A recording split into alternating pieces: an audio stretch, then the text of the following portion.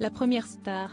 Jonathan Serrada, premier gagnant de la Nouvelle Star, l'émission de la chaîne M6 qui concurrençait la Star Academy dans les années 2000, va peut-être décevoir ses fans. Pour fêter les 20 ans de son programme emblématique né en 2003, la chaîne a organisé une émission anniversaire et enregistré une soirée spéciale. Pas de nouvelle saison à l'horizon, mais un festival de musique et de bêtisiers ainsi que des magnétos des moments les plus cultes du télécrochet. Jonathan Serrada, lui, ne sera pas présent à l'écran. Comme il l'a annoncé dans une story sur son compte Instagram, le chanteur a refusé l'invitation de M6. Plusieurs candidats emblématiques du programme seront de la fête, Amel Bent, ou encore Julien Doré ont répondu présents.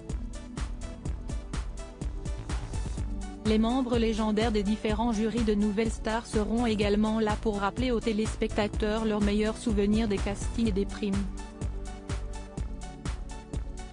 Jonathan Serrada n'a pas souhaité donner de détails sur son refus de participer. « On m'a invité, on m'a gentiment proposé d'y participer, je les ai remerciés. La dame que j'ai eue au téléphone a été adorable. Elle a même beaucoup insisté mais ça ne m'intéressait pas. Je ne vais pas expliquer pourquoi parce que j'entrerai dans des détails beaucoup trop longs. Je risque trop de me lâcher. » Une déclaration qui sonne comme de la rancœur, même si l'interprète de « Je voulais te dire que je t'attends » a invité ses fans à regarder l'émission. Chimène Badi, Camélia Jordana.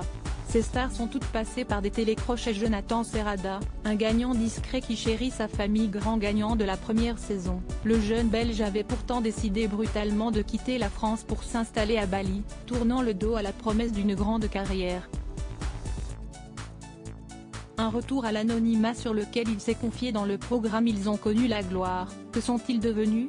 Diffusé sur TFX, le 19 août 2022. Désormais âgé de 36 ans, Jonathan Serrada a quitté l'Indonésie pour venir s'installer auprès de ses proches dans la ville qu'il a vu grandir, Liège. Marié, l'ancien acteur de la série à succès Indautresse est devenu l'heureux papa d'un petit garçon prénommé Milo. Ça change les priorités, ça change en tant que personne parce que tu perds une espèce d'insouciance, car tu es tout le temps tracassé pour lui. Mais c'est une source de bonheur inépuisable. Un équilibre auprès des siens, apporté par cet anonymat retrouvé, comme il l'a confié à nos confrères. J'ai déjà été tellement exposé, j'ai déjà tellement donné de choses notamment pendant la Nouvelle Star où mes parents ont été vachement exposés et je sais que ça a été une source de souffrance par la suite pour eux et notamment pour mon frère. Et d'ajouter, j'essaie de les préserver maintenant au maximum. Crédit photo, Ouité Alban Abaka.